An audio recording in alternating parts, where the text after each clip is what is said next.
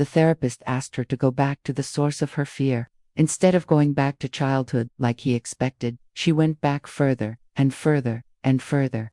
By the end of the session, she'd described 86 different deaths spanning 5,000 years. This wasn't her first time being human.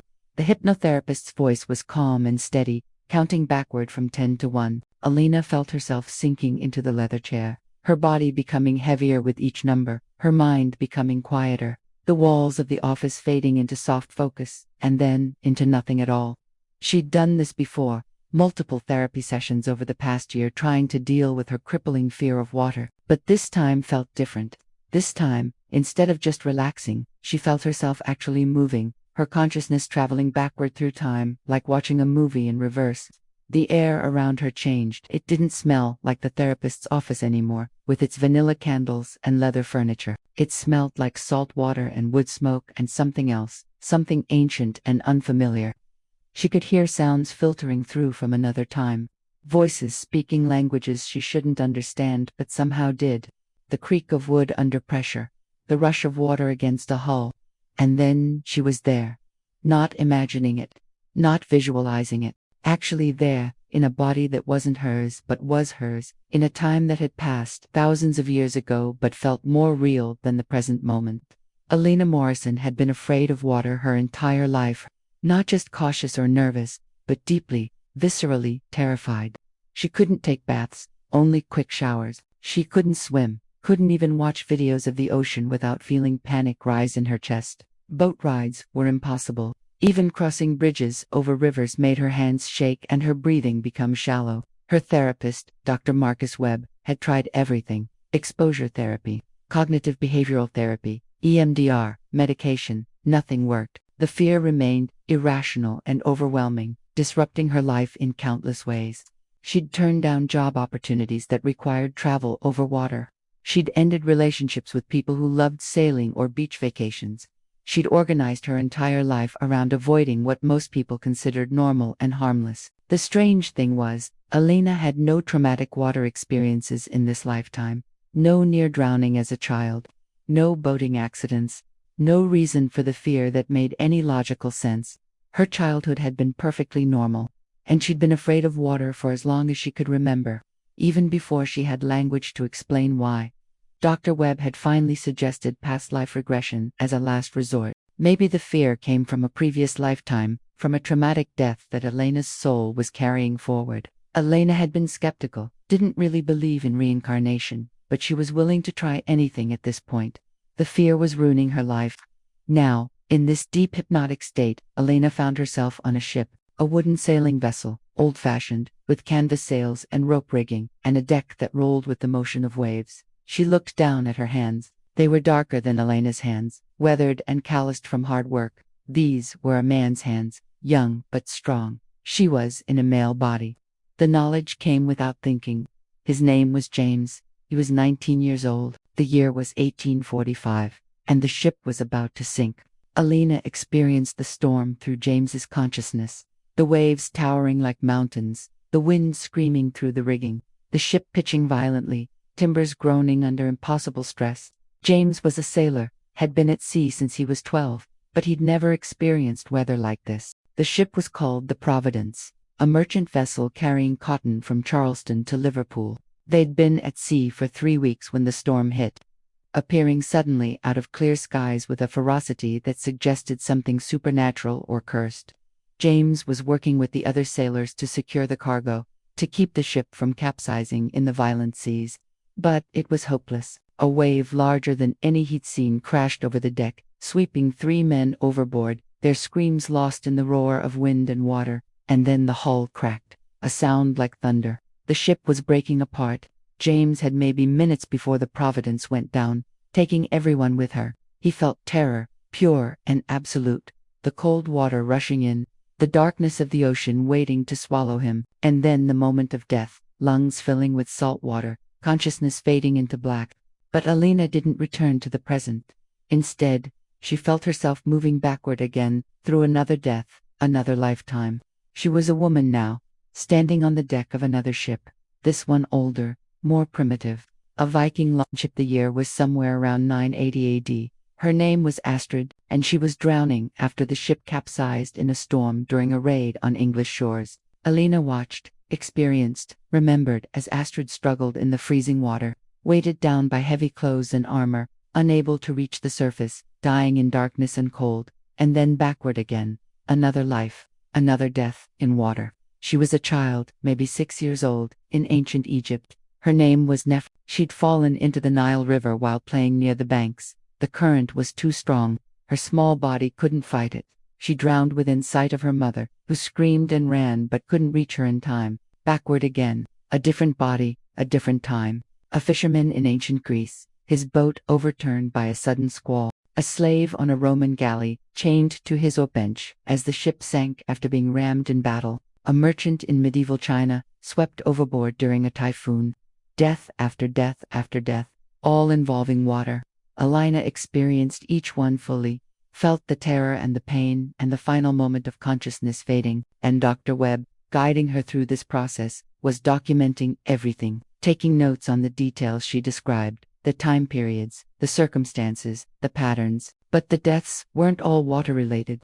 As Alina continued moving through her soul's history, other lives appeared, other deaths, other ways her consciousness had exited physical form. She was a soldier in countless wars, dying from sword wounds in medieval battles, shot during the American Civil War, blown apart by artillery in World War I. Each death violent and traumatic, each one leaving its mark on her soul's memory.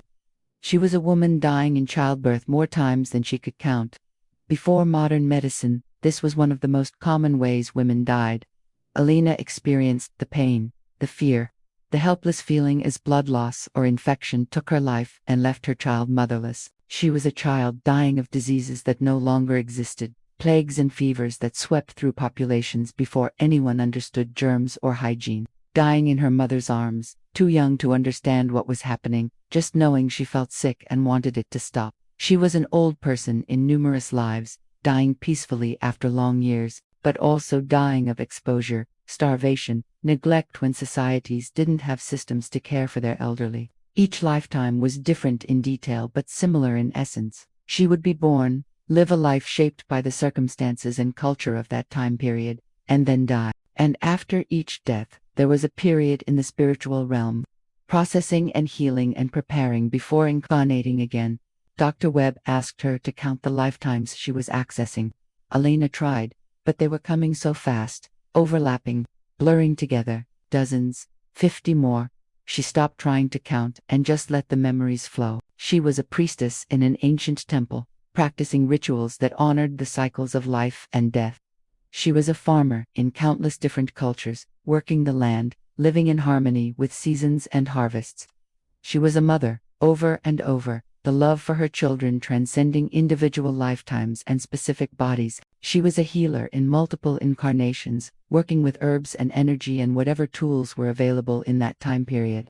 She was a teacher, sharing knowledge with younger generations. She was an artist, expressing truth through music and dance and visual beauty. But she was also things that made current Alina uncomfortable. She was a slave owner in the American South, carrying the karma of that cruelty. She was a cruel parent in a Victorian household, emotionally abusing her children in ways that were considered normal discipline at the time. She was a thief, a liar, a person who betrayed others for personal gain. No soul was purely light or purely dark. Each lifetime contained both learning and mistakes, growth and regression, moments of transcendence and moments of failure. The point wasn't to be perfect. The point was to experience, to learn, to gradually expand consciousness across many lifetimes. Alina saw the patterns in her soul's journey. Certain themes repeated. She struggled with trust in many lifetimes, having been betrayed or having betrayed others. She struggled with self-worth, particularly in lives as a woman in patriarchal cultures. She struggled with power, sometimes abusing it when she had it, sometimes being crushed by those who had power over her. But there were also consistent strengths. She had a natural gift for healing and helping others, present in almost every lifetime in some form. She had strong intuition, an ability to sense things beyond normal perception. She had resilience, an ability to keep going even when circumstances were terrible. And there was love. In every single lifetime, even the shortest and most difficult ones, Alina had experienced moments of genuine love, for children, for partners, for friends, for family. Love that transcended death, that persisted across lifetimes, that connected her to other souls who incarnated alongside her again and again. She recognized some of those souls. Her current mother had been her daughter in 3 previous lifetimes. Her best friend had been a sibling, a spouse, a fellow soldier in different incarnations. Her ex-husband, the relationship that had ended painfully 2 years ago, had been someone she'd had difficult karma with across multiple lives, trying to learn lessons about boundaries and self-respect. The soul connections weren't always positive. Some people appeared in her lives to challenge her, to create the friction necessary for growth.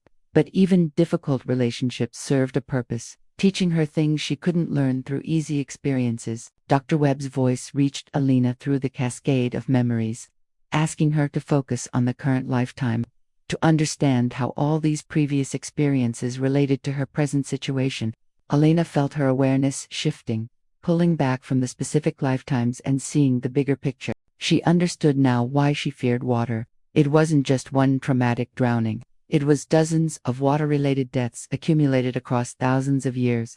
Her soul carried the imprint of those experiences. And even though her current consciousness as Alina Morrison had no logical reason to fear water, her deeper soul memory remembered and reacted. But the water fear was just the most obvious symptom. Alina realized she carried other patterns from past lives too. Her difficulty trusting people came from lifetimes of betrayal.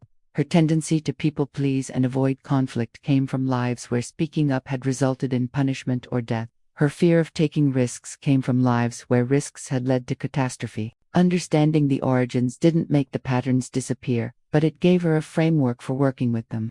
These weren't defects in her personality. They were soul memories that needed to be acknowledged, processed, and released. Dr. Webb asked Alina to count the lifetimes she'd accessed during this session.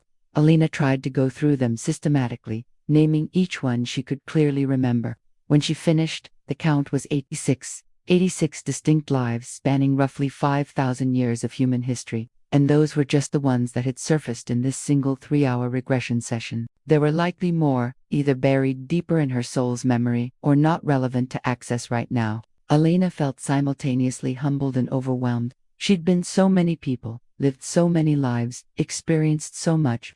Death and birth and death and birth in an endless cycle. Why? What was the point?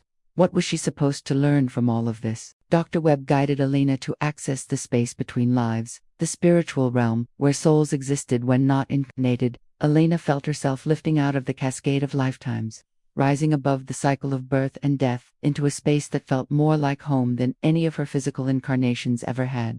She was consciousness without form, awareness without body. And she wasn't alone. There were guides here, beings of light and wisdom who had been with her across all her lifetimes, helping her plan each incarnation, supporting her growth, welcoming her home after each death. One guide stepped forward, or rather, made their presence known since movement didn't work the same way here. Alina instinctively thought of this guide as female and gave her the name Sophia, though she understood these beings transcended gender and human naming conventions. Sophia communicated without words, direct transmission of meaning. Alina, you've lived 86 human lifetimes over the past 5,000 years. Some souls incarnate more slowly, spending centuries in the spiritual realm between lives, but you chose an accelerated path, incarnating quickly, sometimes with only brief periods of rest between lives. Alina asked why. Why had she chosen to incarnate so many times? Why rush through so many lives instead of taking time to fully process and integrate? Sophia's response carried love and patience. Because you're an old soul with ambitious goals, you're not just incarnating to learn basic lessons about being human. You completed those lessons hundreds of lifetimes ago. Now you're working on advanced curriculum, lessons about consciousness itself, about healing collective trauma, about helping humanity evolve. To do that work effectively, you needed extensive experience. You needed to live as different genders, races, cultures, time periods. You needed to experience every social class from slave to nobility. You needed to die in every possible way so you could understand death intimately, without fear. You needed to love and lose and love again so you could understand that love transcends individual lifetimes. This current incarnation as Alina Morrison, this is not your first time being human. It's not even your 10th or 20th time. You rehear with the accumulated wisdom of 86 previous human lives, plus countless other incarnations in non-human forms and on other worlds. Alina felt tears streaming down her face, though she wasn't sure if they were physical tears or just the energetic equivalent. She felt the weight of all those lives, all that experience, all that accumulated joy and suffering. But Sophia's next message brought a different perspective. You're not meant to carry the weight of these lives as burden. You're meant to access them as wisdom, as resource, as proof that you've survived everything and can survive anything. Every challenge you face now, you've faced something similar before.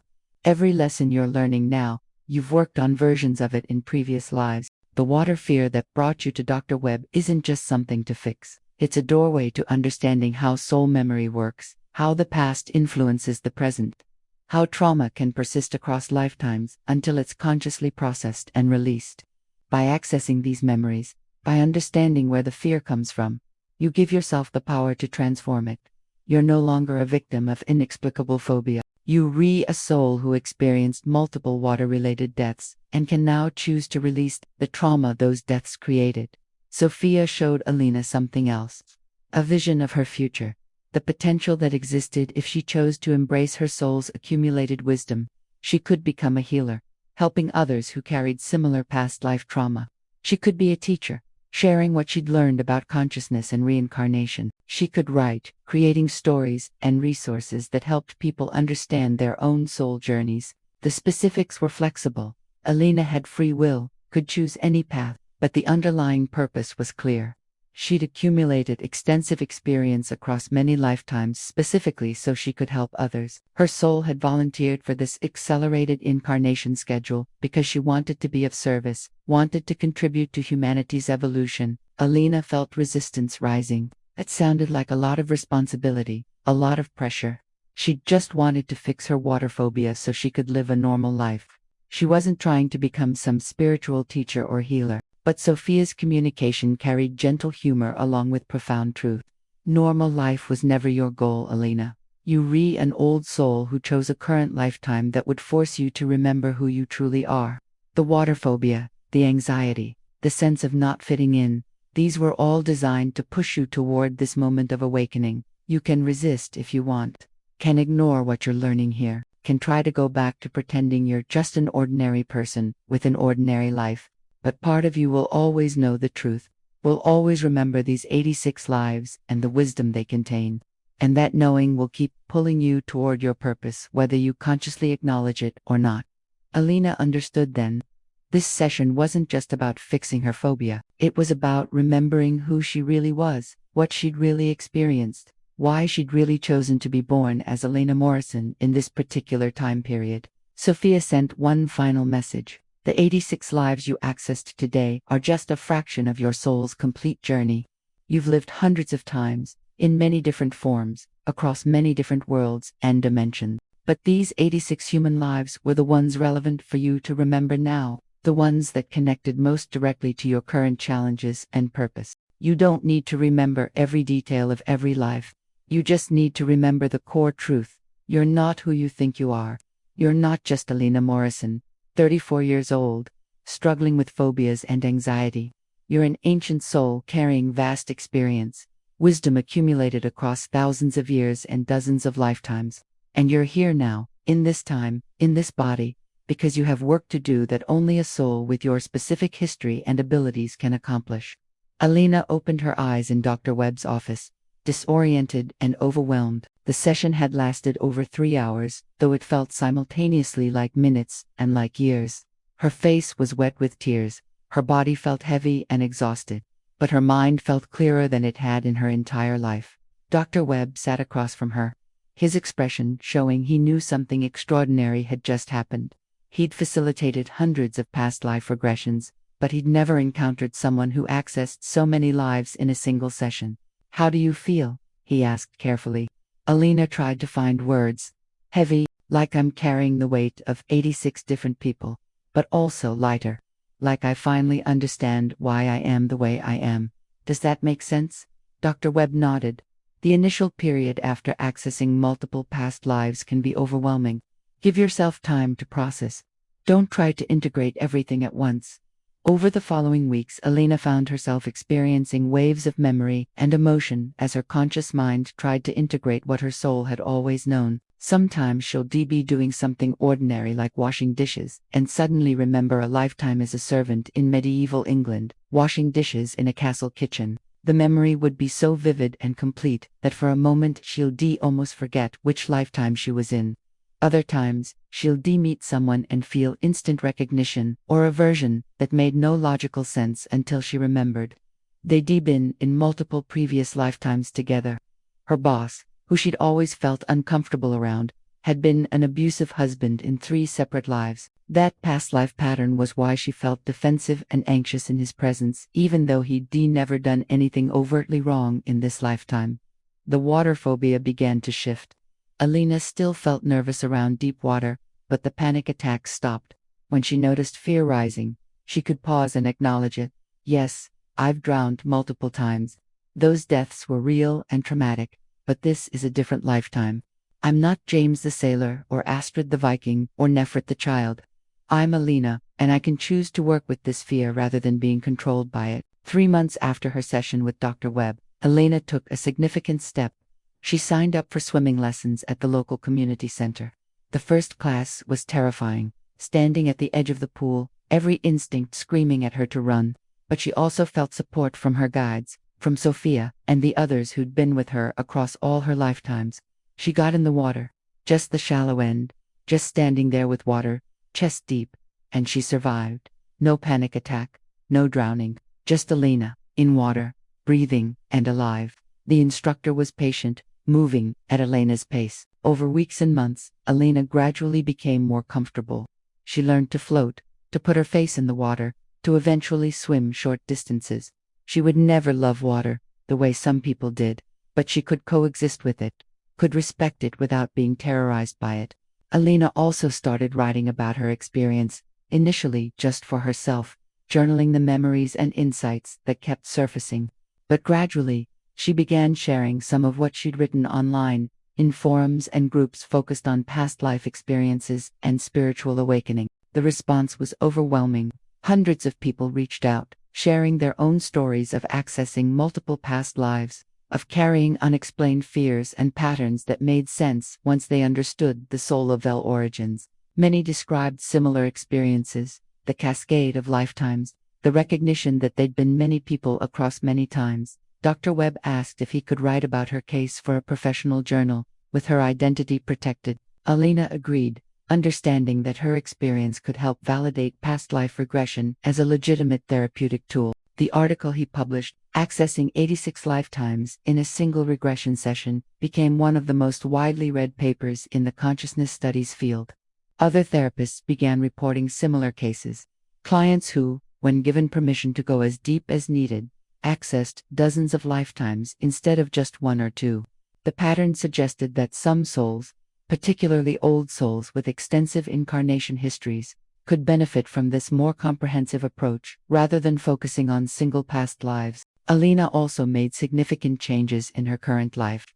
She quit her job in corporate finance, work that had felt meaningless and draining, and went back to school to study psychology and consciousness studies. She wanted to become a regression therapist herself, to help others access their soul's wisdom the way Dr. Webb had helped her. Her relationships shifted too. She ended several friendships that had been based on old patterns and karma, rather than genuine connection, and she deepened relationships with people who felt like soul family, recognizing them as beings she'd incarnated with repeatedly across many lifetimes. One of those people was a man named David, who she met at a consciousness conference a year after her regression session. The moment their eyes met, Elena felt recognition so intense it took her breath away. She knew him, had known him across multiple lives. They'd been siblings, friends, spouses, even enemies in different incarnations. David felt it too. They spent hours talking, comparing notes, discovering they had memories of several shared lifetimes. In one, they'd been brother and sister in ancient Rome. In another, they'd been married in colonial America. In yet another, they'd been rivals in medieval France, competing for the same position in a royal court. Understanding their soul connection allowed them to build a relationship in this lifetime that was conscious and intentional, rather than driven by unconscious patterns. They knew each other's souls, understood where their challenges came from, could work together to create something healthy and supportive.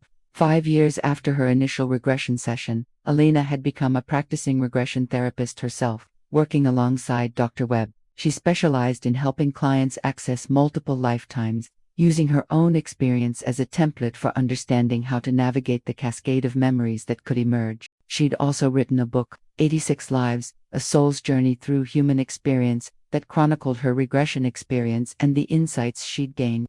The book resonated with thousands of readers who recognized their own soul journeys in her story. Elena understood now that her current lifetime as Elena Morrison was just one chapter in a much longer story. A story that had begun thousands of years ago and would continue for thousands of years more.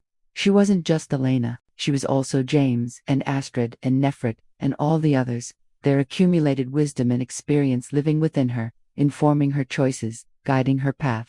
The water phobia that had brought her to Dr. Webb had been a gift, not a curse. It had been the doorway through which she accessed the truth about who she really was, what she'd really experienced, why she was really here. Without that fear pushing her to seek answers, she might have spent this entire lifetime asleep to her soul's nature, never accessing the wisdom of her 86 previous human lives. Elena thought often about Sophia's message, about having work to do that only someone with her specific history could accomplish. She still didn't fully understand what that work was, but she trusted it would continue unfolding. Each person she helped through regression therapy, each reader who connected with her book, each conversation about consciousness and reincarnation, these were all part of the mission her soul had committed to before being born as Elena. She no longer feared death, having experienced it 86 times in various forms. She knew it wasn't an ending but a transition, just another doorway, another passage from one state to another. When Elena's current life ended, whenever that happened, she would return to the spiritual realm, would reunite with Sophia and her other guides, would process and integrate and eventually plan the next incarnation, because the journey didn't end. It continued, lifetime after lifetime, experience after experience, each one adding another layer of wisdom and understanding. She was an eternal soul having temporary human experiences, learning and growing and evolving across vast expanses of time. And this lifetime, this current experience as Elena Morrison, was precious not despite its challenges, but because of them. The water phobia, the anxiety, the sense of not fitting in, these had all been chosen before birth specifically to push her toward awakening, toward remembering, toward stepping into her purpose. She was no longer trying to be normal. Normal was an illusion, a comfortable fiction that kept people asleep to their true nature. Elena was awake now, aware of who she really was and what she'd really experienced. And that awareness changed everything. Elena Morrison accessed 86 lifetimes in a single regression session, 5,000 years of human experience compressed into 3 hours of remembered consciousness. Those lives taught her that the fears and patterns we carry aren't always from this lifetime, that souls accumulate experience across many incarnations, that who we think we are is just the surface of something much vaster and older and wiser. Maybe your phobias and unexplained patterns aren't defects, but doorways. Invitations to remember the other lives you've lived, the other deaths you've experienced, the accumulated wisdom waiting to be accessed. Maybe this isn't your first time being human either. Subscribe for more souls who remembered they'd done this before.